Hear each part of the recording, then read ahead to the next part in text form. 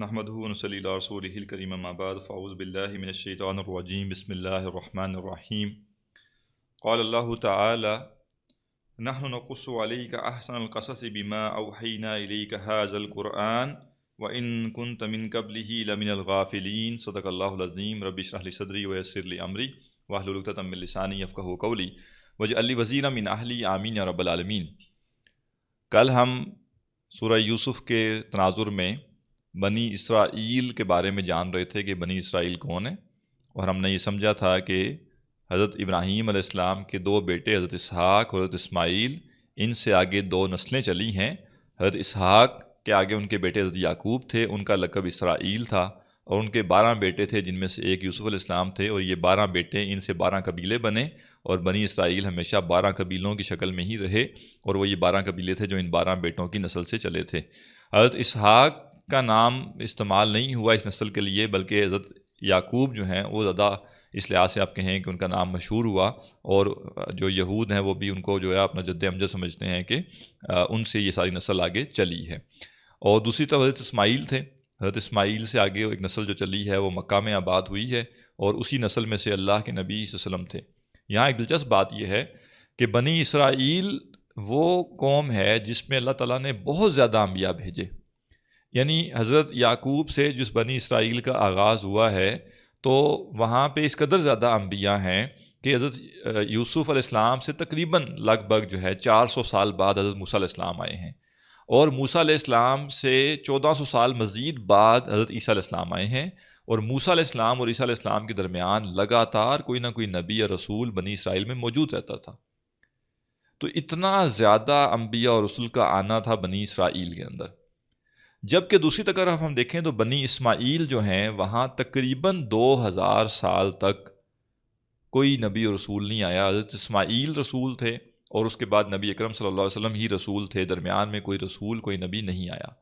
اس حد تک یہ گیپ بڑھ گیا کہ جو مکہ کے لوگ تھے وہ نبوت کے تصور سے ہی نابلد ہو گئے، اور ان کے اندر شرک رائج ہو گیا، اور وہ کسی نبی کے تصور کو مانتے ہی نہیں تھے، کسی وحی کو، کسی کتاب کو تسلیم ہی نہیں کرتے تھے۔ بہرحال یہ اللہ تعالیٰ کی حکمت تھی کہ 2 نسلوں کو اللہ تعالیٰ نے ایسے چلایا، لیکن پھر اللہ تعالیٰ نے کمپنسیٹ کیسے کیا کہ پھر ایسا رسول بھیجا جو تمام رسولوں میں سب سے افضل ہے، اور پھر ایک ایسی امت برپا کی اس کے ذریعے جو امت تمام امتوں میں نمایاں ہے۔ تو اللہ سبحانہ و تعالیٰ کی کائنات ہے، وہ اس کا مالک ہے، وہ جو چاہے کرے، اور وہ شہنشاہ ہے، اس سے کوئی پوچھ نہیں سکتا، اور اس کے کیے ہوئے کو کوئی چیلنج نہیں کر سکتا۔ اس میں حکمتیں تلاش کی جا سکتی ہیں، لیکن جو کچھ بھی اللہ سبحانہ تعالیٰ نے کیا ہے وہ اپنی حکمت سے کیا ہے، اور اپنی منشا سے کیا ہے، اور اپنے ملک میں کیا ہے۔ ہم سب اس کی ملک کا حصہ ہیں، اس کی بادشاہت کا حصہ ہیں، اس کی مخلوق ہیں، اور اس کی ملکیت ہیں، لہٰذا وہ جو چاہے جیسے چاہے کرے۔ تو بہرحال یہ ایک چیز ہمیں ذہن میں ہونی چاہیے کہ 2 نسلوں میں انبیاء اور رسول کا معاملہ اس لحاظ سے ڈیفرنٹ تھا۔ اب جو ہم نے دیکھا کہ حضرت یعقوب کی جو نسل آگے چلی ہے، تو اس میں سے جو یوسف علیہ السلام ہیں، یوسف علیہ السلام کی تاریخ پیدائش جو بائبل کا بیان ہے وہ یہ ہے کہ 1906 قبل مسیح میں ہے۔ 1906 قبل مسیح میں پیدا ہوئے یوسف علیہ السلام، اور اگر ہم دوسرے اعتبار سے دیکھیں گے تو ہم کہیں گے کہ اللہ کے نبی صلی اللہ علیہ وسلم سے حضرت یوسف کی جو پیدائش ہے وہ 2500 سال پہلے ہے۔ چونکہ 1900 تو قبل مسیح ہو گیا، اور پھر 610 عیسوی جو ہے بلکہ 571 عیسوی میں اللہ کے نبی صلی اللہ علیہ وسلم کی پیدائش ہے، اور 610 عیسوی میں آپ کو نبوت عطا کی گئی، رسالت عطا کی گئی۔ تو تقریباً رف آپ اسٹیمیٹ لگائیں تو 2500 سال کا وقفہ ہے ان 2 ہستیوں کے درمیان، اور گویا آپ یہ کہہ سکتے ہیں کہ دوسری طرف بھی اگر ہم جائیں گے تو آلموسٹ یہی گیپ حضرت اسماعیل اور اللہ کے نبی صلی اللہ علیہ وسلم کے درمیان بھی ہے، کہ 2500 سال کا کم از کم گیپ ہے دو رسولوں کے درمیان ایک قوم کے اندر۔ اب جو مصر کی تھوڑی سی تاریخ ہے وہ کیا ہے کہ مصر کی جو مقامی قوم ہے اس کو قبطی قوم کہا جاتا ہے۔ آپ کو معلوم ہوگا کہ ہم سیرت میں ایک نام پڑھتے ہیں حضرت ماریہ قبطیہ، تو وہ مصر سے آئی تھی، اور اسی لیے ان کا جو ان کے نام کے ساتھ جو ہے وہ قبطی قوم سے تھی، تو وہ ان کے نام کا حصہ جو ہے وہ قبطی ہے۔ تو جو مصر کے مقامی باشندے تھے، جو اس کی وہاں بسنے والی پرانی قوم تھی، وہ اصل میں وہ قبطی قوم تھی، اور جو قبطی قوم تھی اس کا جو بادشاہ ہوتا تھا اس کو وہ کہتے تھے فرعون۔ تو فرعون ذاتی نام نہیں ہے، بلکہ یہ لقب ہے، یہ ٹائٹل ہے جیسے آج وزیر اعظم کہہ دیا جائے، پریزیڈنٹ کہہ دیا جائے، ویسے ہی اس وقت جو بھی حکمران ہوا کرتا تھا اس حکمران کو فرعون کہا جاتا تھا۔ وہ ان کی اپنی لینگویج اور ان کے اپنے کسٹم کے مطابق ایک بادشاہ کا آپ کہہ لیجئے کہ آلٹرنیٹ تھا، اور الگ الگ لوگ بادشاہ بنے ہیں وہاں پہ، لیکن جو بھی بادشاہ بنتا تھا اس کو فرعون کہا جاتا تھا۔ اور موسیٰ علیہ السلام جب آپ کی رسالت کا معاملہ ہوا تو اس وقت جو وہاں پہ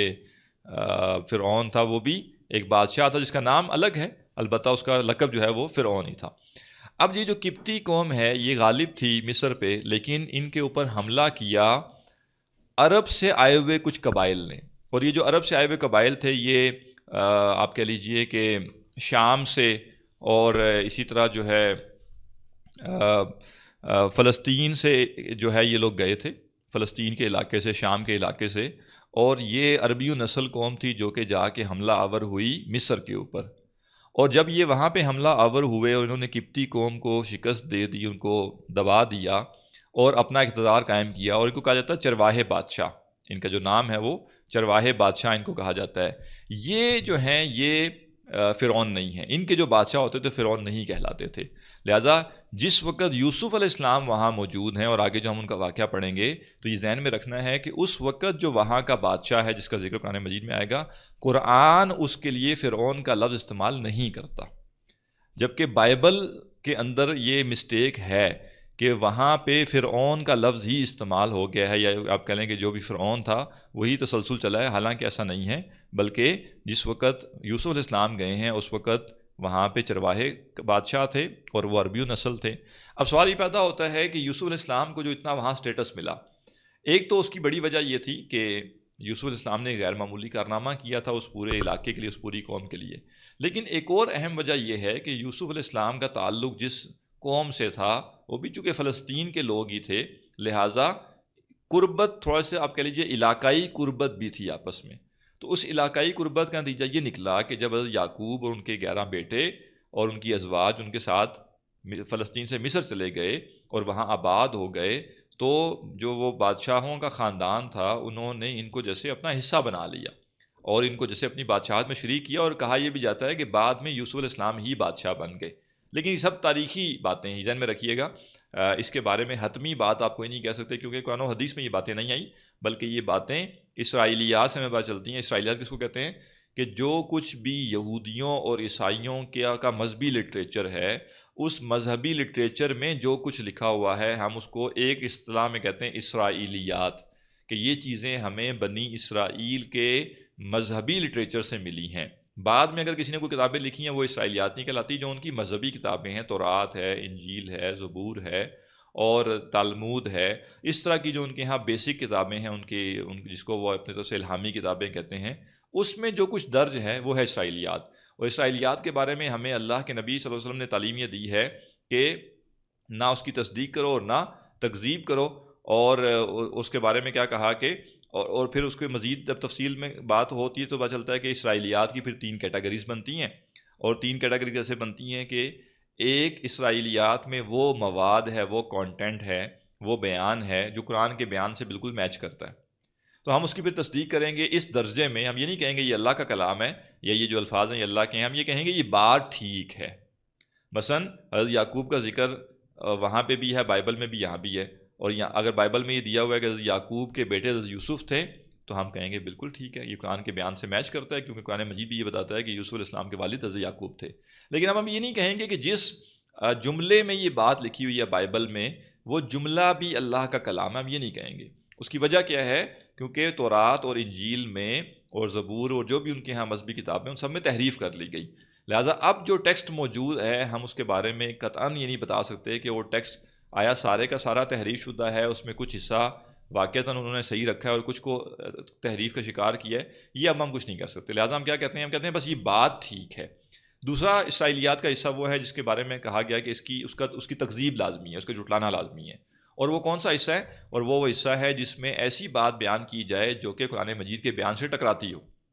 جیسے انبیاء کی شان میں ایسی سی گستاخیاں موجود ہیں ان کی کتابوں میں جو ہماری تعلیمات کے بالکل خلاف ہیں، لہٰذا ہم اس کا رد کریں گے۔ ہم کہیں گے قطعاً یہ اللہ کا کلام نہیں ہو سکتا، اور قطعاً یہ باتیں ٹھیک نہیں ہیں اور یہ باتیں غلط ہیں، اس کی تکذیب کرنا لازم ہے۔ کیونکہ دو میں سے ایک وقت میں ایک کو مانا جا سکتا ہے، اور ہم قرآن ہی کو مانیں گے اور قرآن ہی کے بیان کو حتمی سمجھیں گے، اور اسرائیلیات نے جو کچھ کہا ہے اس کو ہم تسلیم نہیں کریں گے۔ یہ دو کیٹیگریز کے بعد تیسری کیٹیگری وہ ہے جس کے بارے میں کہا جاتا ہے کہ مسکوت عنہ، اس کے بارے میں ہم خاموشی اختیار کریں گے۔ اور خاموشی کیوں اختیار کریں گے؟ وہ ایسی باتیں بیان ہوئی ہیں جن کی نہ قرآن تصدیق کرتا ہے اور نہ تکذیب کرتا ہے۔ اس کے بارے میں ہمیں کہا گیا کہ نہ ایسی باتوں کی ہم تصدیق کریں اور نہ ایسی باتوں کی ہم تکذیب کریں، کیونکہ اگر ہم تصدیق کریں گے تو ہو سکتا ہے وہ بات غلط ہو، اور اگر ہم تکذیب کر دیں تو ہو سکتا ہے وہ بات ٹھیک ہو۔ تو جو تاریخی چیزیں ہیں نا، کہ اور ایون یہ جو آرڈر بھی ہمیں ملتا ہے، زمانہ ملتا ہے کہ کون سا نبی کس زمانے میں تھا، اور نسل پوری ملتی ہے، اور بہت سے انبیاء کے نام ملتے ہیں تورات اور زبور اور انجیل وغیرہ میں، ان سب کے بارے میں نہ ہم تصدیق کرتے ہیں نہ تکذیب کرتے ہیں۔ کیوں؟ کیونکہ ہمیں نہیں پتہ کہ آیا یہ ایسے ہی نسل تھی یا نہیں۔ جیسے ہم نے سورہ کہف کے کورس میں یہ دیکھا تھا کہ حضرت موسیٰ کے جو شاگرد تھے یوشع بن نون، اور بعد میں ان کو نبوت دی گئی، تو یہ جو چیز ہے یہ بھی ہمیں وہاں سے ملتی ہے، اسرائیلیات سے۔ اب ایسی بات ہے جس کی قرآن مجید نہ تصدیق کرتا ہے نہ تکذیب کرتا ہے، لہٰذا اس کے بارے میں کہتے ہیں خاموشی اختیار کی جائے گی، اور اگر اسے بیان کیا جائے گا تو بس ایک بات کے طور پہ بیان کیا جائے گا، اس کو ہم ایک فیکٹ نہیں مانیں گے، اور نہ ہی ہم اس کو نگیٹ کریں گے۔ یہ سارا بیان کرنے کا مقصد یہ ہے کہ جب بھی آپ قرآن مجید کی کسی آیت کی تفسیر سنیں یا پڑھیں تو یہ چیز تسلی کر لیجئے کہ جو بات ہے وہ بات قرآن و سنت سے آئی ہے یا اسرائیلیات سے آئی ہے۔ اسرائیلیات میں جو کچھ ہے جسٹ وہ انفارمیشن ہے، اس کی بیس پر آپ کوئی عقیدہ نہیں کھڑا کر سکتے، اس کی بیس کے اوپر آپ کوئی احکامات ڈرائیو نہیں کر سکتے، اس کی بیس کے اوپر آپ قرآن کے مسلمہ نظریات جو ہے نا ان کو تبدیل نہیں کر سکتے، بلکہ وہ سب چیزیں قرآن کے تابع ہی رہیں گی۔ تو یہ جو چیزیں ابھی آپ کے سامنے بیان کی جا رہی ہیں ساری بھی جو ہسٹوریکل چیزیں ہیں، یہ اسرائیلیات پر مبنی ہیں، کیونکہ ہمارے پاس سورس اور کوئی نہیں ہے۔ لیکن اس کا یہ مطلب نہیں ہے کہ ہم اس کو بالکل حتمی طور پہ ایک فیکٹ سمجھیں۔ البتہ بہت ساری چیزیں ایسی ہیں جن کے اندر بہت زیادہ کوئی بڑا مسئلہ نظر بھی نہیں آتا، مثلا تاریخی باتیں ہیں تو تھوڑی سی اونچ نیچ ہوگی تاریخ کے حوالے سے، اور وہ کوئی ایسی باتیں نہیں ہیں کہ جس سے کوئی گناہ لازم آتا ہو انسان کے اوپر۔ اب یہ جو قوم آباد ہوئی تھی مصر میں جا کر، جو عربیوں نسل تھے، انہوں نے کیا کیا، اپنے قریبی علاقے کے لوگوں کو پریفر کیا، اور انہوں نے بادشاہت میں ان کو شامل کیا، اور کرتے کرتے بنی اسرائیل ایک طرح سے وہاں آلموسٹ بادشاہت کے سارے پروٹوکولز انجوائے کرتے رہے۔ یہ عرصہ لگ بھگ 300 سے 400 سال جاری رہا، اور ظاہر اس میں زوال بھی آیا ہوگا آہستہ آہستہ، لیکن جو موسیٰ علیہ السلام کا زمانہ ہے وہ لگ بھگ 1400 قبل مسیح کا ہے، اور جو یوسف علیہ السلام کا زمانہ ہے یہ لگ بھگ 1800 قبل مسیح کا ہے۔ 1906 میں ان کی پیدائش ہے، تو ان کا زمانہ جو ہے وہ 1800 قبل مسیح کا ہے۔ تقریباً 400 سال کا گیپ ہے بیچ میں۔ اس 400 سال کے گیپ کے اندر یہ ہوا کہ جو مقامی لوگ تھے انہوں نے دوبارہ وہ مضبوط ہوئے، اور مضبوط ہونے کے بعد انہوں نے واپس حملہ کر کے جو باہر سے آئے ہوئے بادشاہ، چرواہے خاندان تھے، چرواہے بادشاہ تھے، ان کو مار بھگایا اور ان کو اپنے علاقے سے نکال دیا۔ اچھا، جس نسل میں بھی بادشاہت رہی ہوئی ہو، ماضی کا یہ اصول تھا کہ وہ بادشاہت کا خون کئی نسلوں بعد بھی دوبارہ جاگتا ہے، دوبارہ وہ رگ پھڑکتی ہے ان کی، اور وہ بادشاہت کے اصول کی کوششیں کرتے ہیں۔ لہذا جب بھی کسی بادشاہ کو یا کسی علاقے پر قبضہ کیا جاتا تھا تو جو بادشاہ کا پورا خاندان ہوتا تھا یا اس پورے خاندان کو قتل کر دیا جاتا تھا، یہاں تک کہ دودھ پیتے بچے کو بھی نہیں چھوڑا جاتا تھا۔ وہ کہتے تھے یہ آج دودھ پیتا بچہ ہے لیکن اس کی رگوں میں بادشاہت دوڑتی ہے، اور کل کو یہ بڑا ہوگا تو یہ ہمارے خلاف بغاوت کر سکتا ہے۔ اور ایون لوگوں کا بھی معاملہ یہ تھا کہ لوگ جو رویل فیملیز ہوا کرتی تھی، جو بادشاہوں کے خاندان ہوتے تھے، تو لوگ یہ مانا کرتے تھے کہ اگر دوبارہ کبھی عظمت آنی ہے، دوبارہ کبھی غلبہ حاصل ہم نے کرنا ہے، حکومت چاہیے ہمیں، تو اسی خاندان کے کسی فرد کے انڈر ہم جمع ہو سکتے ہیں۔ اور یہ بات سینس بھی بناتی ہے۔ اس کی وجہ کیا ہے؟ اب بالفرض ایک علاقے میں 1,00,000 لوگ ہیں، اب ان 1,00,000 لوگوں کو جمع کرنا ہے آپ نے تاکہ وہ طاقت بن سکیں اور وہ کوئی سٹیپ لے سکیں۔ اب ان 1,00,000 میں سے ایک بندے کو چوز کرنا ہے کہ یہ لیڈر ہوگا۔ اگر یہ جو بادشاہوں کے خاندان سے کوئی بندہ اگر اس کو چوز کیا جائے گا تو کم از کم ایک ایسی بنیاد ہے کہ سب لوگوں کو سمجھ میں آنے والی ہے کہ بھئی اس کے باپ دادا جو ہے وہ بادشاہ رہے ہیں تو یہ بادشاہت کے لائق ہے۔ اگر یہ نہیں کریں گے بالفرض تو پریکٹیکلی مسئلہ کیا آئے گا؟ پریکٹیکلی مسئلہ یہ آئے گا کہ اب 99,999 جو لوگ ہیں ان میں سینکڑوں یا ہزاروں لوگ کھڑے ہو جائیں گے یہ کلیم کرنے کے لیے کہ میں زیادہ بہتر بادشاہ بنوں گا۔ خواہش تو ہر بندے کی ہوتی نا کہ وہ اس کو کوئی مقام و مرتبہ ملے۔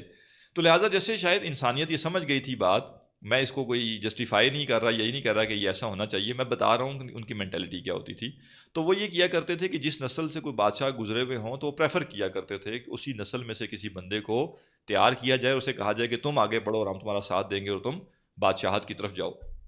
تو برحال جو قبطی قوم تھی وہ دوبارہ جاگی اٹھی اور انہوں نے جو چرواہے بادشاہ تھے ان کو مار بگایا اور اپنے علاقے سے نکال دیا.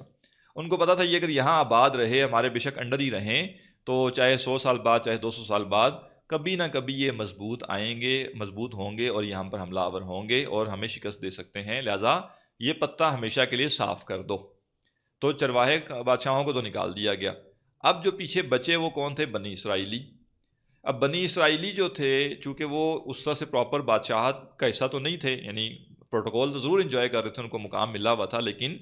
وہ بادشاہ نہیں تھے. ان کو پھر قبطی لوگوں نے اپنا غلام بنا لیا کہ بھئی تم پچھلے بادشاہ کے چہیتے تھے نا، آپ ذرا آؤ ہم تمہیں بتاتے ہیں کہ چہیتے ہونے کی قیمت کیا ہوتی ہے. تو سادی سی بات ہوتی ہے کہ جو لوگ کسی حکومت میں اہم عہدوں پہ رہتے ہیں، جب ان کے مخالفین کی حکومت آتی ہے تو ان پہ پھر عتاب آتا ہے، ان پہ سختی آتی ہے. تو بنی اسرائیل واللہ عالم جو بھی اس وقت ان کی حالت تھی، جو بھی کیفیت تھی، اس میں ان کو غلام بنا لیا قبطی قوم نے. اور قبطی قوم وہی تھی جن کا لیڈر فرعون تھا. اور جب یہ غلامی میں چلے گئے اور غلامی میں پس گئے، واللہ عالم 1 نسل 2 نسل 3 نسل 4 نسل، ہمیں نہیں پتہ ایگزیکٹ کتنی نسلیں فرعونیوں کی غلامی میں رہی ہیں. اس کے بعد اللہ تعالیٰ نے موسیٰ علیہ السلام کو بھیجا، اور موسیٰ علیہ السلام کا جو سول مشن پہلا بیان کیا گیا وہ بنی اسرائیل کو مصر سے نکال کر فلسطین واپس لے کر جانا ہے. یہ 400-500 سال کا عرصہ تھا جو کہ بنی اسرائیل وہاں رہے مصر میں. اب ان کو کہا گیا کہ اب یہاں سے واپس جاؤ. لیکن یہ آسان کام نہیں تھا کیونکہ وہ ایک قوم کے غلام تھے، اور وہ قوم کیا کر رہی تھی؟ مفت میں ان سے خدمت لیتی تھی. لاکھوں لوگ ہیں اور وہ لاکھوں لوگ جو ہیں وہ مفت کے خادم ملے ہوئے ہیں، جو مرضی ان سے کام لیا جائے. لیکن ہوتا یہ ہے کہ جب بھی کوئی قوم کچھ نسلیں اس کی غلامی میں گزارتی ہیں، زندگی گزارتی ہیں، تو بالکل مینٹیلٹی چینج ہو جاتی ہے. شاید جو پہلی نسل جو غلام بنی ہو اس نے ریزسٹ بھی کیا ہو، اس نے کوئی تگ و دو کی ہو، یا اور کچھ نہیں، کم از کم وہ کڑے ہوں گے اپنے اندر. لیکن ان کے بچے جو پیدا ہی غلامی میں ہوئے وہ یوز ٹو تھے. زیادہ سے زیادہ انہوں نے اپنے بڑوں سے کچھ باتیں سنی، لیکن انہوں نے کہا یہ اب کس سے کہانیاں ہیں، اب ایسا ہوتا تھوڑا ہی ہے، اب تو ہم غلام ہیں سو ہیں. اور جب ان کی اگلی نسل آتی ہے تو وہ تو نہ صرف وہ غلامی میں پیدا ہوئے بلکہ ان کے باپ بھی غلامی میں پیدا ہوا تھا، اور باپ کے اندر اتنا دم خم نہیں تھا، وہ آگے پوتے میں اگلے بچے میں کیا ٹرانسفر کرتا. تو دادا تو پھر بھی آپ کہہ لیں کہ وہ آزاد سے غلام بنا تھا، اس کے اندر کوئی غیرت تھی، کچھ تھی. لیکن اسی دادے کا جو پوتا ہوتا ہے، جو تیسری نسل ہوتی ہے، وہاں تک آتے آتے جو گویا انسانیت جو ہوتی ہے وہ بس تسلی کر لیتے ہیں کہ ٹھیک ہے یہی ہماری زندگی، ایسی ہی ہم نے گزارا کرنا ہے، اور یوز ٹو ہو جاتے ہیں. وہ جو ان کو مار پڑ رہی ہوتی ہے، جو ان سے کام لیا جا رہا ہوتا ہے، وہ اس کے عادی ہو جاتے ہیں. تو لہٰذا بنی اسرائیل بھی اس سٹیج کو پہنچ چکے تھے جب ان میں موسیٰ علیہ السلام آئے ہیں. اور یہ بہت غیر معمولی بات تھی کہ اس قوم کو جو غلامی کی اس پستی میں جا چکی ہے، جس کا ذکر آپ سورہ بقرہ میں بڑا تفصیل سے پڑھتے ہیں، اس قوم کو اب نکالنا ہے اور نکال کے واپس فلسطین لے کے جانا ہے. اور دوسرا ٹاسک ان کا یہ تھا کہ جب تم فلسطین میں جاؤ گے تو وہاں پھر غلبہ تمہارا ہوگا. اور غلبے کا مطلب یہ نہیں ہے کہ تمہارے پاس بہت زیادہ عیاشیوں کے لیے سامان ہوگا، بلکہ غلبے کا مطلب یہ کہ تمہارا دین غالب ہوگا، اور وہاں جا کے تم اپنے دین کو جو ہے وہ غالب کرو گے، اپنے نظام کو قائم کرو گے. یہ جو سیکنڈ مشن تھا، اس مشن میں موسیٰ علیہ السلام اپنی زندگی میں یہ مشن پورا نہیں کر سکے کیونکہ قوم نے ساتھ نہیں دیا. اس کا ذکر قرآن مجید میں موجود ہے، اور یہ مشن جو ہے پھر اگلی نسل میں جا کے پورا ہوا ہے. بہرحال یہ پورا ایک ہسٹوریکل بیک گراؤنڈ تھا جو کہ ہم نے سمجھ لیا، اور یہ سب چیزیں ہم نے دیکھ لی، تاریخی اعتبار سے بھی، نسلی اعتبار سے بھی، جغرافیائی اعتبار سے بھی. اب ہم آگے چلیں گے انشاءاللہ تو ہمیں اس صورت کو پڑھتے ہوئے یہ سارا بیک گراؤنڈ ذہن میں ہوگا. اب ایک آخری نقطہ جو ہے وہ یہ ہے کہ قرآن مجید کی صورتیں آپس میں کنیکٹڈ ہوتی ہیں، ہر صورت دوسری صورت کے ساتھ بالکل کنیکٹڈ ہوتی ہے. تو سورہ یوسف بھی سورہ ہود جو اس سے پچھلی صورت ہے اس کے ساتھ کنیکٹڈ ہے. کیسے کنیکٹڈ ہے؟ سورہ ہود کے آخر میں اللہ تعالیٰ نے فرمایا وَكُلًّا نَقُصُّ عَلَيْكَ مِنْ أَنْبَاءِ الرُّسُلِ، اور ہر ایک کا ہم آپ پر بیان کر رہے ہیں رسولوں کی خبروں میں سے واقعات، مَا نُثَبِّتُ بِهِ فُؤَادَكَ، جس کے ذریعے ہم آپ کے دل کو مضبوط کر دیں، وَجَاءَكَ فِي هَٰذِهِ الْحَقُّ، اور اس میں بھی آپ کے پاس حق آ گیا، وَمَوْعِظَةٌ اور نصیحت، وَذِكْرَىٰ لِلْمُؤْمِنِينَ اور مومنوں کے لیے نصیحت. یہ معاملہ ہو گیا سورہ ہود کے آخر کا. اور سورہ یوسف کے بالکل شروع میں اللہ تعالیٰ نے فرمایا نحن نقص علیک احسن القصص، ہم آپ پر بیان کر رہے ہیں بہترین قصہ۔ پچھلے سورت کے آخر میں بتایا کہ ہر رسول جو ہے اس کا ہم نے آپ کے اوپر واقعہ بیان کیا ہے، اور کیوں بیان کیا ہے؟ تاکہ ہم آپ کے دل کو ثابت کریں،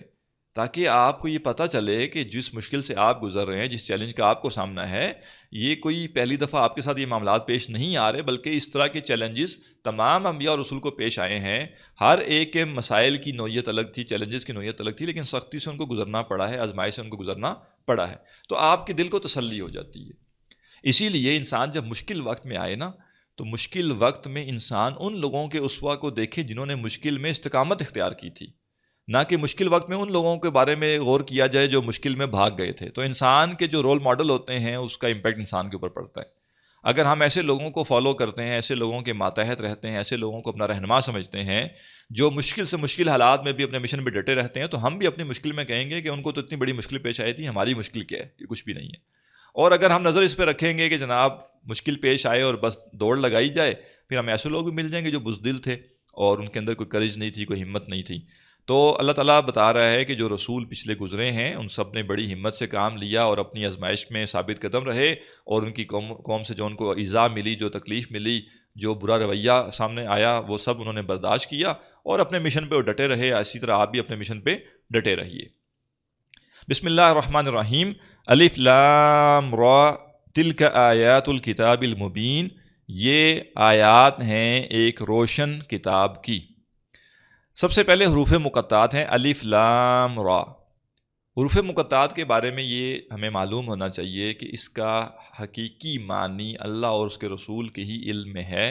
امت میں سے کوئی شخص بھی یہ دعویٰ نہیں کر سکتا کہ حروف مقطعات کے حتمی معنی اس کے علم میں ہیں۔ اور عام طور پہ یہ سمجھا جاتا ہے کہ حروف مقطعات کے معنی کوئی راز ہیں، یعنی اللہ سبحانہ وتعالیٰ کا کوئی راز ہے، تو یہ بات بھی پوری طرح درست نہیں ہے۔ یہ بات ٹھیک ہے کہ انسانوں میں سے کسی کو کسی یقینی ذریعے سے حروف مقطعات کے معنی نہیں بتائے گئے، لیکن ہمیں صحابہ سے یہ بات ملتی ہے، تابعین سے ہمیں یہ بات ملتی ہے کہ انہوں نے حروف مقطعات کے معنی متعین کرنے کی کوششیں کی ہیں۔ حضرت عبداللہ بن عباس رضی اللہ عنہما جو ہیں انہوں نے بھی حروف مقطعات کے معنی بیان کیے ہیں، اس کے بعد اور صحابہ نے، پھر تابعین نے، پھر ہمیں علماء کی پوری فہرست ملتی ہے جنہوں نے حروف مقطعات کے معنی بیان کیے ہیں۔ اگر یہ راز ہوتا اور یہ کسی انسان کے لیے جاننا بالکل ممکن ہی نہ ہوتا تو یقیناً صحابہ اور تابعین حروف مقطعات کے معنی بیان کرنے کی کوشش نہ کرتے۔ پہلا نقطہ یہ سمجھ لیجئے۔ دوسرا نقطہ یہ ہے کہ اگرچہ صحابہ، تابعین اور بعد کے علماء نے حروف مقطعات کے معنی بیان کیے ہیں، لیکن ان سب کے بیان کردہ معنی میں اتنا زیادہ فرق ہے، اتنی زیادہ ورائٹی ہے، اتنا زیادہ آپ کہیں کہ ڈائیورسٹی پائی جاتی ہے کہ اس اختلاف اور اس وسیع اختلاف کو سامنے رکھتے ہوئے بعض اہل علمیہ کہتے ہیں کہ چونکہ یہ اختلاف اتنا زیادہ بڑا اختلاف ہے اور اس میں اتنے قسم کی ورائٹی ہے، کوئی کس طرف گیا ہے، کوئی کس طرف گیا ہے، کسی نے کہا یہ صورتوں کے نام ہیں، کسی نے کچھ اور مراد لی، کسی نے کچھ اور مراد لی، یعنی جیسے آپ کہہ لیں کہ اگر 100 لوگ ہیں تو 30-40 تو آراء ہو گئی الگ الگ۔ تو یہ جو اتنا تنوع ہے آراء میں حروف مقطعات کے معنی متعین کرنے میں، وہ علماء یہ کہتے ہیں کہ یہ بتاتا ہے کہ اس کے معنی جاننا آسان نہیں ہے، اور اب چونکہ معنی اتنے سارے ہو چکے ہیں تو ہمارے پاس کوئی بینچ مارک نہیں ہے جس کے ساتھ ہم کمپیئر کر کے کہہ سکیں کہ یہ والے معنی حتمی ہیں، یہ فائنل معنی یا یہ معنی صحیح ہیں۔ لہٰذا اگر کبھی آپ کو حروف مقطعات کے معنی کہیں سننے کو ملیں یا پڑھنے کو ملیں تو پہلی بات یہ تعجب کرنے کی ضرورت نہیں ہے کہ یہ کہاں سے آئے، یہ تو کوئی راز کی بات تھی، نہیں، ایسا نہیں۔ اگر راز کی بات ہوتی صحابہ تابعین بیان کرنے کی کوشش نہ کرتے، لیکن یہ بھی بات درست نہیں ہے کہ چونکہ صحابہ اور تابعین نے بیان کی ہیں لہٰذا کسی بھی آیت کو جیسے سمجھا جاتا ہے ویسے ہی حروف مقطعات بھی ہیں، یہ بھی نہیں ہے۔ کیوں؟ کیونکہ اختلاف اتنا زیادہ ہے، اس صحابہ کے درمیان اختلاف ہے، تابعین میں اختلاف ہے۔ اس سے جو بات ہمیں سمجھ آتی ہے، جو معتدل بات ہے، وہ کیا ہے کہ جتنے لوگوں نے بھی حروف مقطعات کے معنی متعین کرنے کی کوشش کی، وہ ان سب کا اپنا گمان ہے، اپنی رائے ہے، اپنا ظن ہے۔ جو کہ ان کے اپنے فہم قرآن اور قرآن سے جو ان کا لگاؤ تھا، جو قرآن سے ان کو محبت تھی، جو قرآن کا علم تھا، جو قرآن میں انہوں نے غور و فکر کیا، اس سب سے ان کے ذہن نے جو پرسیو کیا انہوں نے وہ معنی بیان کر دیے۔ کسی کے لیے بھی یہ جائز نہیں ہے کہ وہ اپنے بیان کردہ معنی کو حتمی قرار دے دے کہ جی حروف مقطعات کے یہی معنی ہیں جو میں نے بیان کیے۔